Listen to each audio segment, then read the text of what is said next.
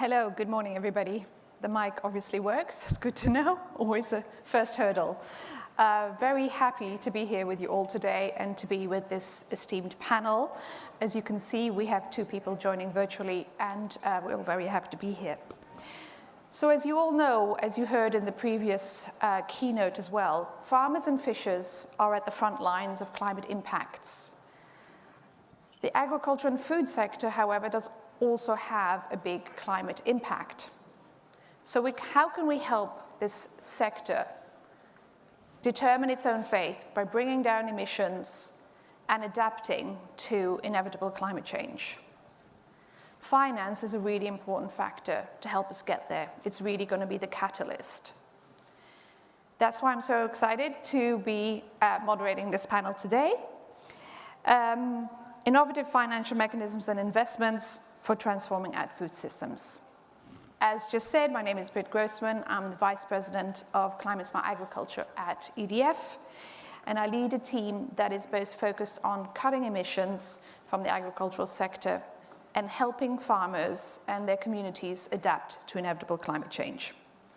We always look at three important goals and how can we address them together. We have to address climate change. We have to ensure that our solutions create economic opportunities for farmers, and we must meet people's nutritional needs.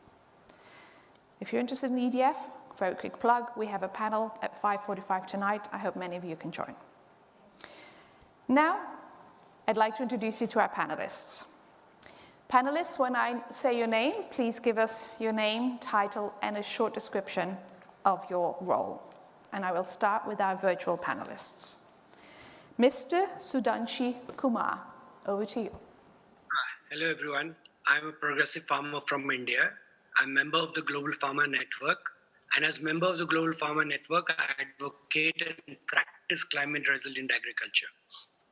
Thank you, and welcome. Dr. Chantal Lynn Carpentier. Thank you.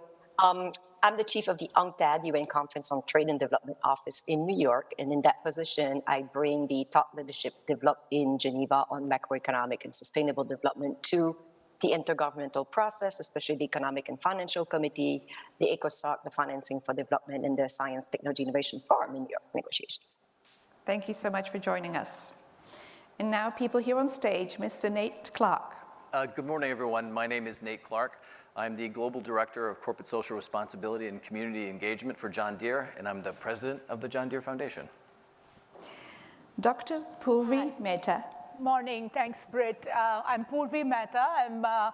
I head the Gates Foundation, the Bill and Melinda Gates Foundation's agriculture programs in Asia, and I'm also leading the foundation's climate work globally. Mr. Michael Rinaldi. Not a doctor, but Michael Rinaldi, nice to meet you all. Thank you for having me. I lead sustainable business development for Rabobank's wholesale bank in North America. And in this role, I collaborate with bankers and the leading food and agri companies to design and match financial solutions to their sustainability ambitions. Thank you all. Dr. Luisa Namichaishvili. Good morning. I am Luisa Namichaishvili, the Chief of Party of the USAID Agriculture Program in Georgia. And for 15 years, I've been working with Cultivating New Frontiers in Agriculture, also known as CNFA, as an international development organization. Welcome. Dr. Stefan Schmitz. Yeah, good morning, everybody. My name is Stefan Schmitz. I'm the Executive Director of the Global Crop Diversity Trust, or Crop Trust for short. The Crop Trust is here to conserve crop diversity in gene banks and make it available for farmers, breeders, and researchers. And last but not least, Mr. Matt Smith. Hi, everyone. I'm Senior Director of the PepsiCo Foundation, and I have the privilege of investing the resources and capabilities of one of the world's largest food and beverage companies to increase equitable access to food, water, and economic opportunity. Thank you. So let's get started.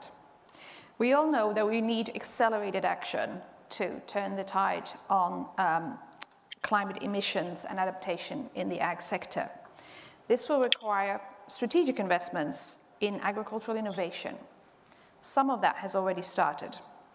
So the first question is around what we've learned so far by observing this innovative financing and investment that's happening. What are we seeing as trends, and where are the future needs? And I will turn to specific panelists for these questions, and then others can join in. But Chantal, over to you first. Yeah, thank you, Leslie. And I've been asked to look at the investment needs. And so let me look at what the needs are, the response are, and the difference. So basically in 2014, in preparation, anticipation of the SDGs adoption in 2015, UNCTAD estimated the investment need in developing countries to achieve the SDGs. And we estimated the need for developing countries at 260 billion for agriculture, and between 400 and 800 billion for climate change mitigation and adaptation.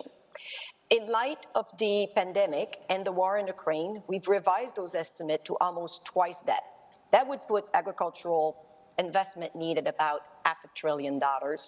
That seems high, but then if you look at the Capital as a Force for Good report in 2021, they estimate the funding gap at 0.3 trillion. So we know, in any case, it's in the hundreds of billion. So what's the response? How much money is flowing? And let me spoil it by saying that a lot of this money is not going to developing countries that need it the most. And so let me start by overall, less than 5% of government expenditure is dedicated to agriculture. In Africa, with circa 60% of the population dependent on ag, governments spend less than 4% of their budget on agriculture. Over the past decade, agricultural share of total development assistance have been hovering around 5 to 6%, increasing slightly by 4% from 2018 to 19, but it reached 10.3 billion. That's far from the 100 billions that we need. Likewise, climate finance commitment of 100 billion per year made in 2009 has not been met, and only 20% of this fund is going to adaptation. As a result, and of this and many other issues, the LDCs have turned from net food importers to net food importers. And that leaves them especially vulnerable to the shock in the food and fertilizer supply chain that is being caused by the pandemic, the cascading crisis that the Secretary General has mentioned, of the pandemic, the war in Ukraine, and the climate change, that is leading to an additional 210 million people experiencing acute food insecurity, as we documented in the Global Crisis Response Group. And this is despite 4 million metric tons of grain being shipped out of Ukraine through the Black Sea initiatives, which has started to dampen some of the price. So clearly it's not enough money from the public sector, so what about the private investment?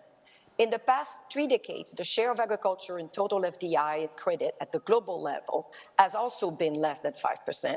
And most of this FDI has been focusing on acquiring resources, such as land, rather than investment technology that would increase productivity. UNCTAD Investment Trade Monitor progress of investment in the SDGs in relevant sectors has reported a positive trend in investment in agriculture, research, and rural development following the adoption of the SDG in 2015. However, those gains were wiped out with the COVID-19, with FDI flows to food and ag almost half, halving between 2019 and 2020 to only $11.3 billion. And LDCs were particularly severely affected, with 91% decline in investment to only $477 million. Since then, greenfield investment have seen a modest increase in developing countries overall, but have continued to fall in the least developed countries. One hopeful side is project finance in food and ag that has shot up from $1 billion to $8 billion. Though 7 billion of those was an increase in a single project in Algeria in the phosphate plant.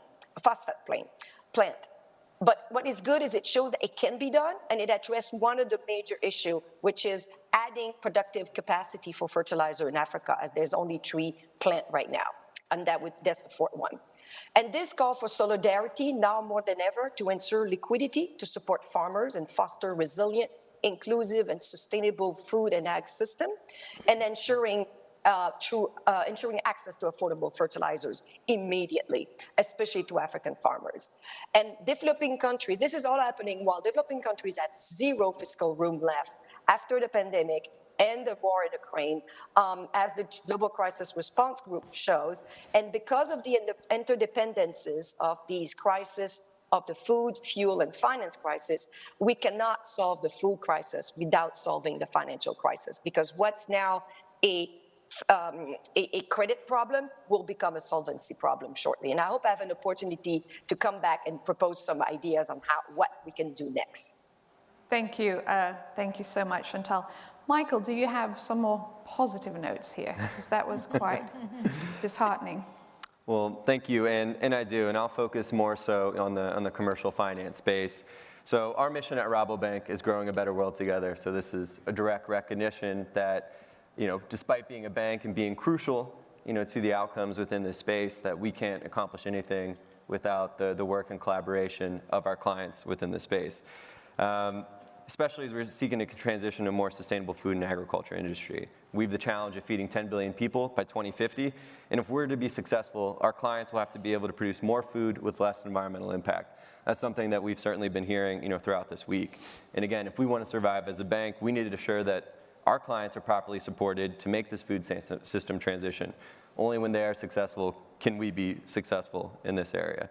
And so one of the truths I do want to talk about here today that has become quite evident and pointed out during this week is that climate and environmental risks are material, especially in the food and agriculture industry, and need to be properly integrated into the overall risk assessments of businesses, from farm to fork, for producers, farmers, all the way to the food companies that we work with.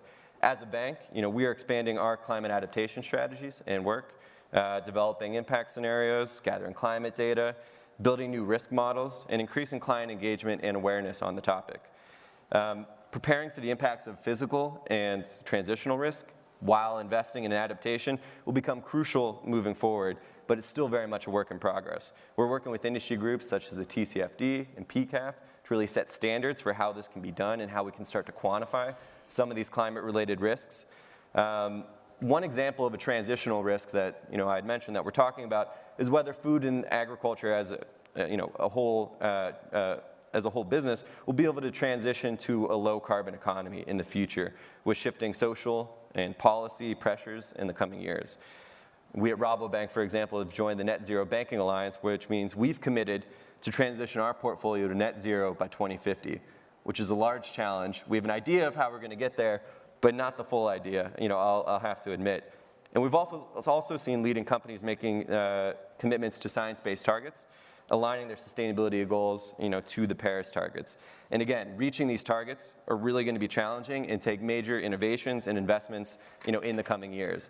And so many of the innovations that we're seeing within agriculture are occurring within the carbon space, with a greater recognition that while agriculture has a large carbon footprint, it also holds many of the most promising opportunities that we have to really address climate change directly. At Rabobank, we've developed a carbon bank where we're seeking to provide carbon-related solutions alongside the financial solutions that we bring to our clients, recognizing that we all have these challenges. We're focused on land-based carbon removal via carbon farming, which you've heard about, and additionally, supply chain carbon reduction to address companies' Scope 3 emissions.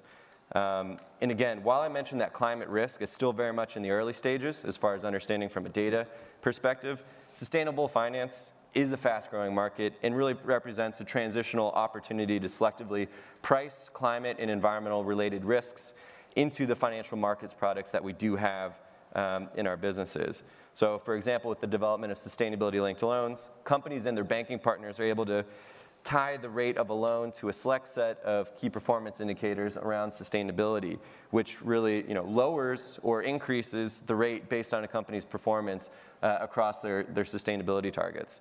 So the most common KPI, again, focuses on carbon footprint. But in addition to that, companies often choose KPIs that are relevant and meaningful to their business, such as food loss and waste, inclusion, transitioning of acres to regenerative agriculture. And so ultimately, when they're successful, they receive a marginal yet material benefit financially, demonstrating that when companies are successfully able to achieve their sustainability goals and positively manage these risks, becoming more resilient, that they can be seen and should be seen as a better credit. Thank you. Louisa, what are you noticing on the ground in Georgia? I wanted to say that from the implementation point of view, to ensure the sustainability of investment projects, it is important to have as a strategy adaptive management.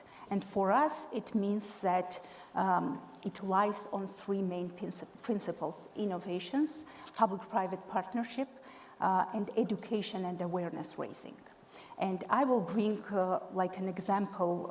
In 2016, when the invasive pest, brown marmorated stringbug, affected the 180 million hazelnut sector in Georgia and affected the livelihood of 40,000 smallholder farmers, with USAID support, CNFA was able to introduce environmentally friendly approaches in terms of monitoring-based management system to catalyze public-private partnership on the local and international level, and to bring into the picture multinationals as well as US companies, and to promote innovations that are scalable, affordable, and suit to the local context. That is also very important.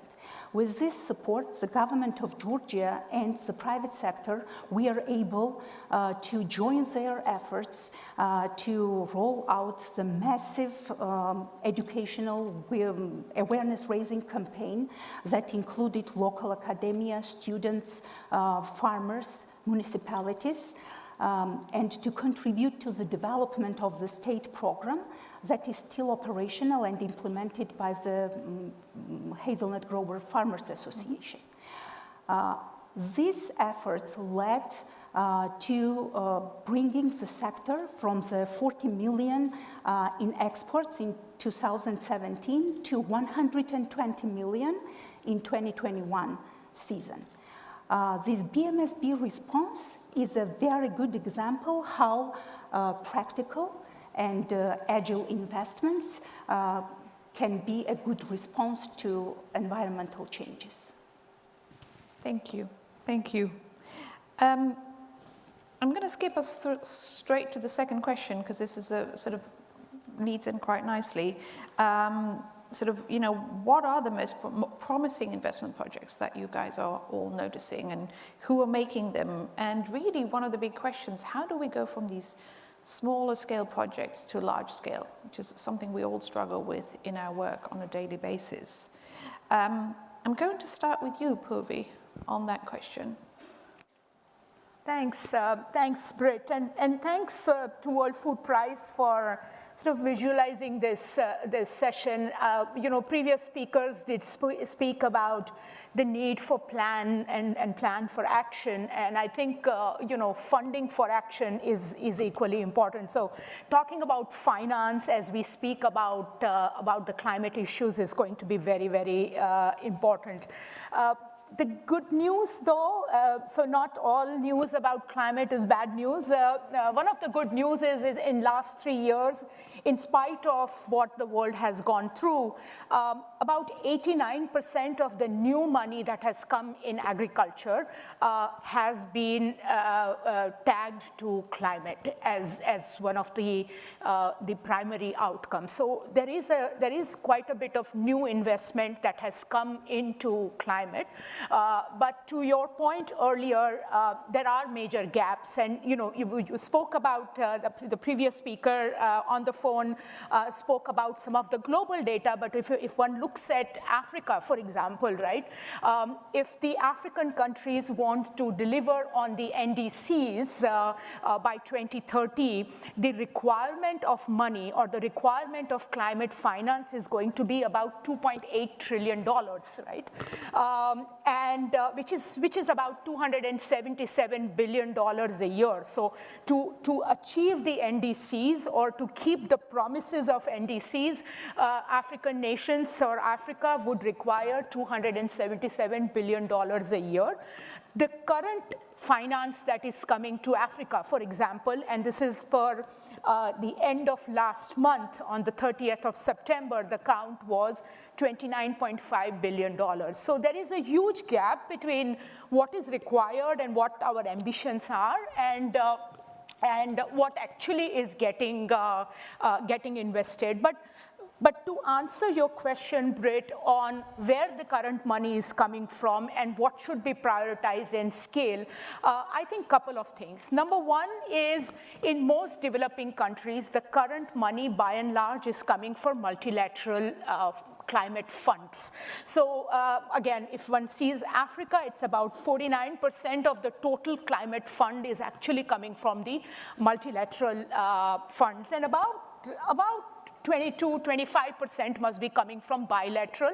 But again, there is a big difference between countries and countries, and the difference between whether they are getting it as a loan, which most bilaterals are doing, or are they getting as grant, because the purpose of the loan and the invested area would be very different from the purpose of the grant and where it gets invested. So there are major differences.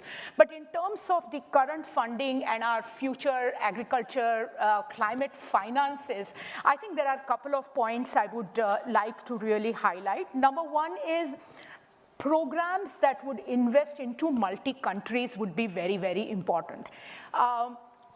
Africa, for example, the amount of money I spoke about that is getting invested into Africa right now, more than half of that total money is actually absorbed by 10 countries in Africa out of 54.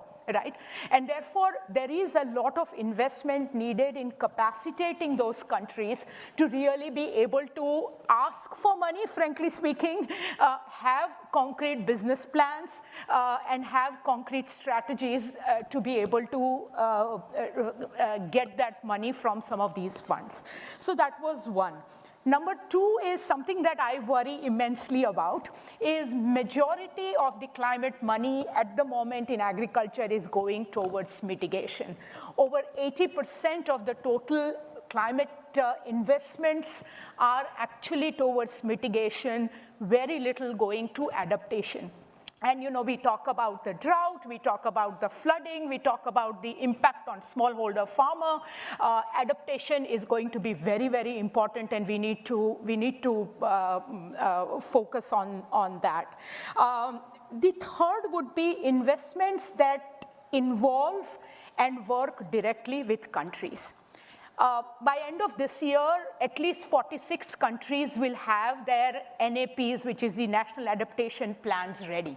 These are almost like business plans to say, this is what we need to do, this is what we want to prioritize, and this is the kind of money we require, right?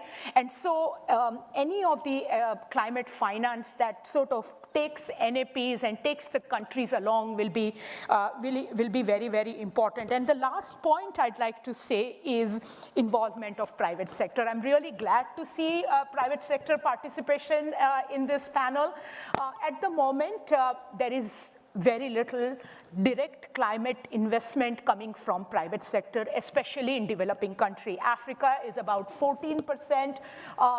Some parts like Asia, for example, mainly because of a few transition economy countries, is slightly higher. But private sector, including not only the large corporates, but including the domestic capital investment, direct finance, I think there is a huge opportunity. And I often feel that the whole concept of blended finance in terms of the climate investing is a huge area. So basically, any program that is scalable, any program that is a program and not a project by project approach, and any program that involves the country directly, because countries are also a scaling mechanism, I think that's what I would prioritize and scale. So thank you. Thank you so much. Nate, you're part of that private sector that needs to step up. What are your thoughts here? Well, before I answer this question, and it was like it was perfectly set up, please allow me just one moment to recognize the World Food Prize Foundation. The thing that has always made the World Food Prize Foundation so special is its people, and it's those people's capacities to bring people like these panelists and all of you here to Des Moines, which is one of our backyards at John Deere. It just is so utterly special for us. And it's because of those people and us that we are so proud to be counted as one of the Borlaug legacy donors. And in fact, hopefully from my remarks today, we'll be able to inspire some more donors to the World Food Prize Foundation. So my contribution to today's session is going to be fairly modest. I believe right now there is an increasing expectation that corporations and their foundations invest in nonprofit organizations in ways that are simply better than we've done in the past. One of the benefits of working for a company that's almost 200 years old is that we get a sense of history and a sense of context in all of what we do. We see how a changing world requires us to change with it, to try to change in advance of it, and occasionally actually change the world for the better. So it's with this sense of history and context in mind that we see corporate social responsibility as a very important historical artifact that reflects the changing relationship between the private sector, between corporations, and the world outside of us and within us. And to be sure, that world is now demanding that we give more easily, yet give more impactfully, and ultimately give more justly. And I'll give you 3 historical proof points as to why that is.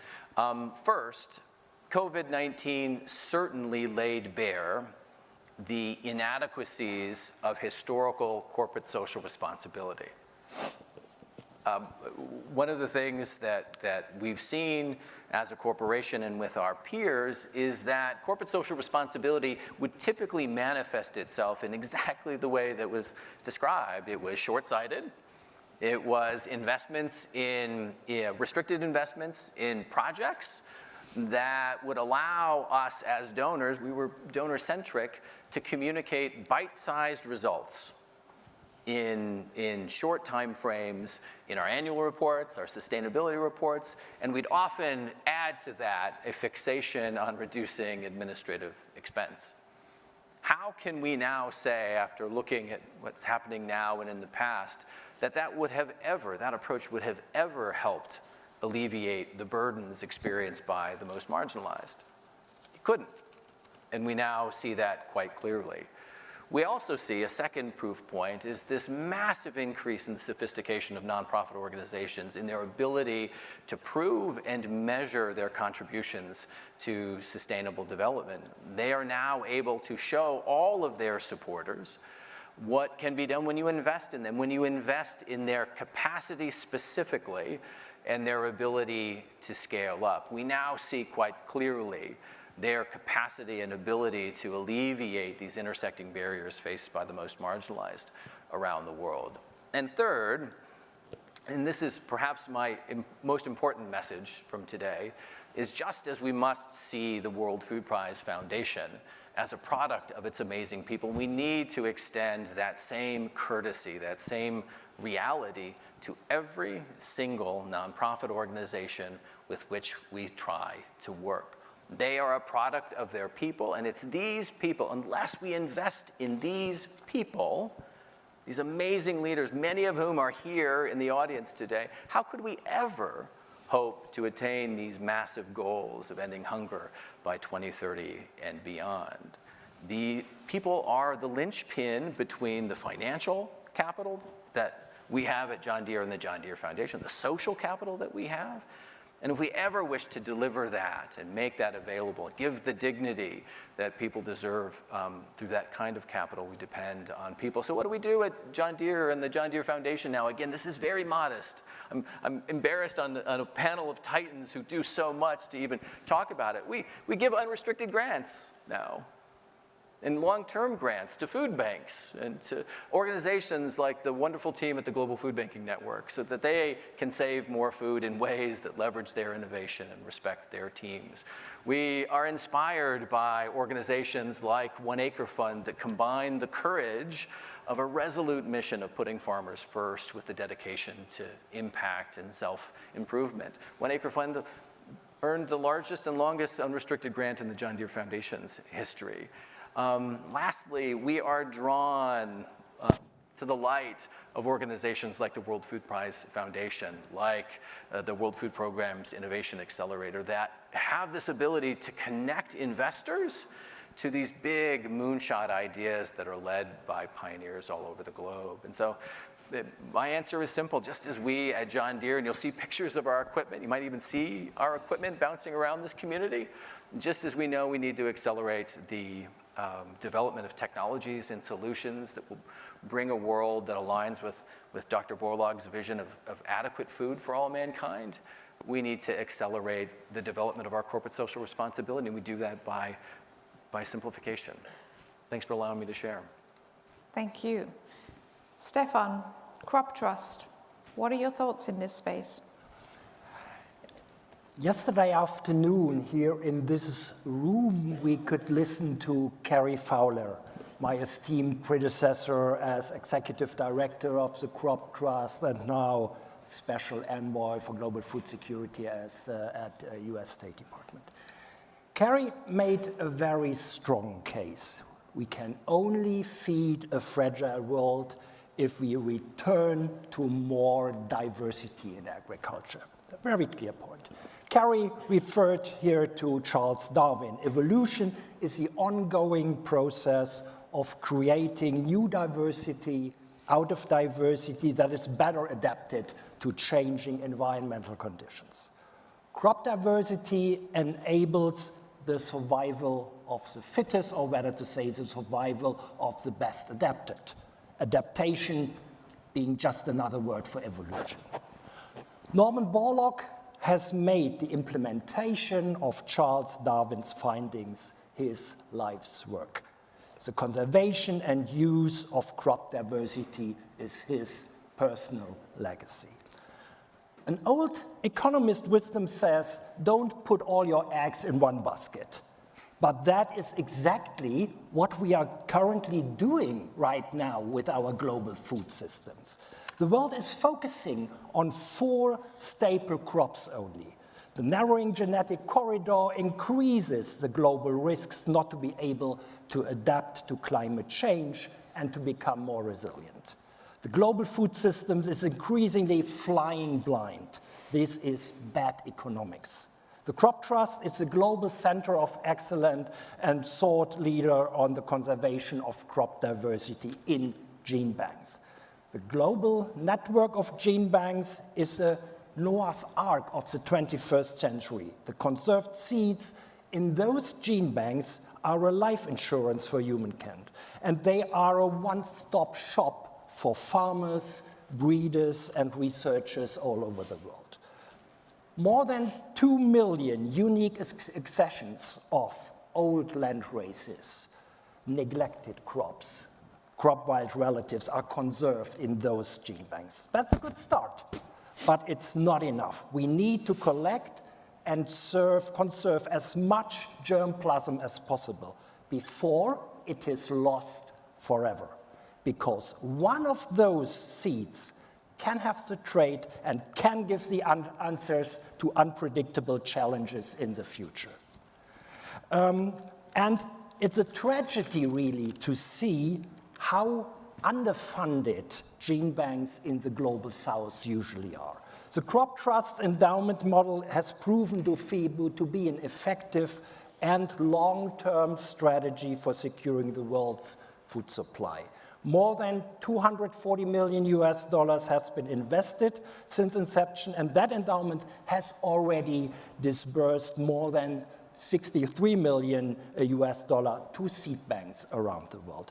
But more needs to be done. The endowment still needs to grow to meet just core long-term funding needs of the essential operation of those gene banks. So governments, private sector, and philanthropists are invited to contribute to secure the world's food supply forever. And compared to the turnover of the global agri-foods industry, and compared to the entire demand on climate investment, this amount required is almost ridiculously small. The International Potato Center, CIP, in Peru recently has conducted an interesting study. The economic benefits of just one improved potato variety in one country in a single year were 10 times greater than the annual running costs of that gene bank adset. It's cheap and it's necessary. And I'm sure if Norman Borlaug was sitting here with us, he would agree very vehemently. Thank you. Thank you. Thank you very much. I'm looking at the clock. I'm going to keep us going, if that's okay. So I want to throw a question to you, Sudhanshu, on the policies and the programs that are really needed to make sure that these investments give us a more equitable and just food system in the end, right? Because we're hearing a lot that we need a lot of investment, but we also need to make sure it reaches the right people. Over to you. Oh, we can't hear you. You might be on mute.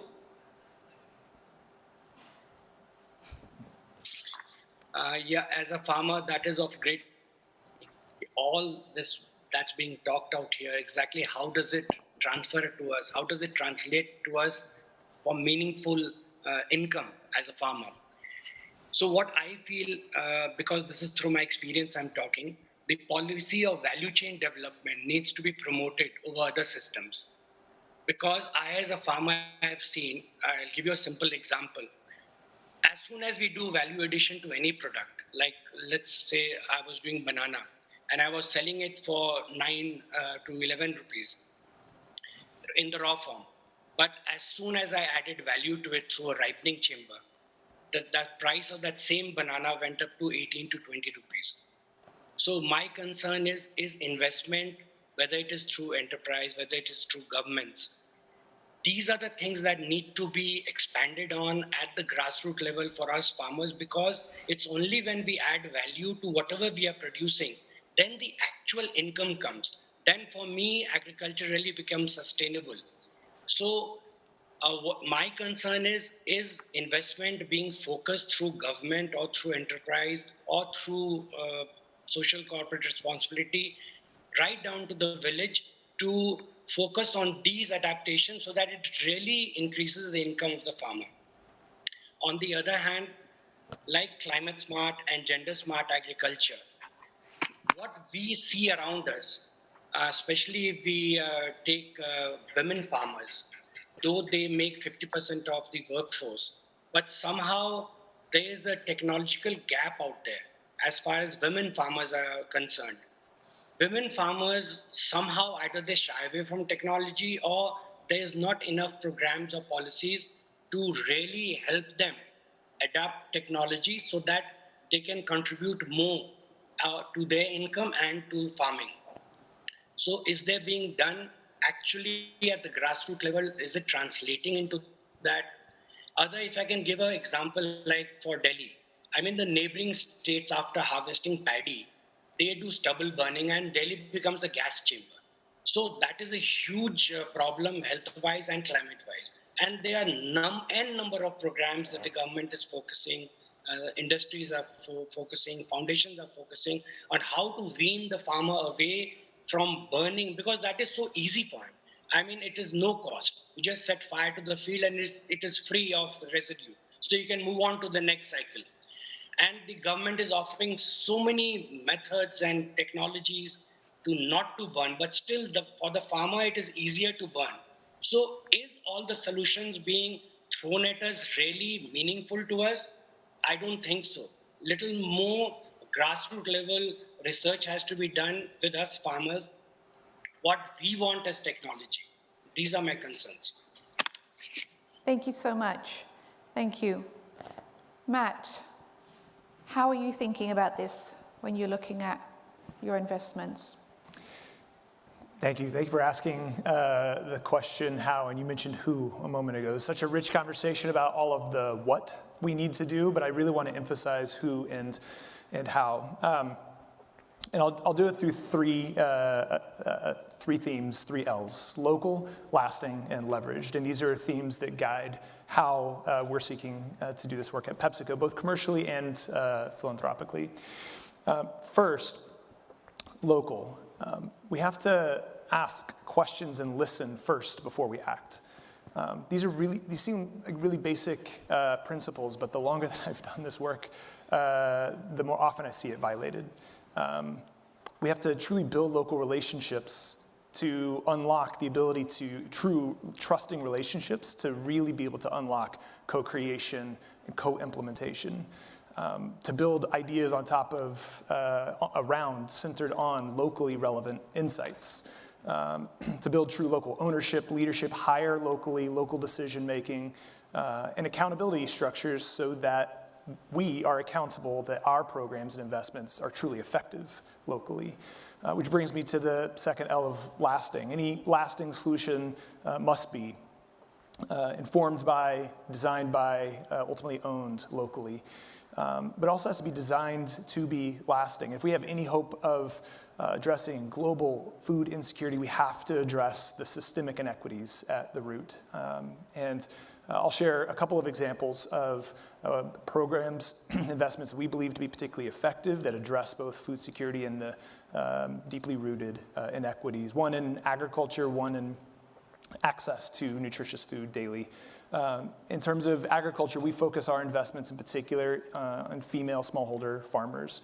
And we work with partners all around the world, local implementing partners, international NGOs, our largest partner being CARE, the She Feeds the World partnership. And together we've committed to reach 5 million female farmers and families.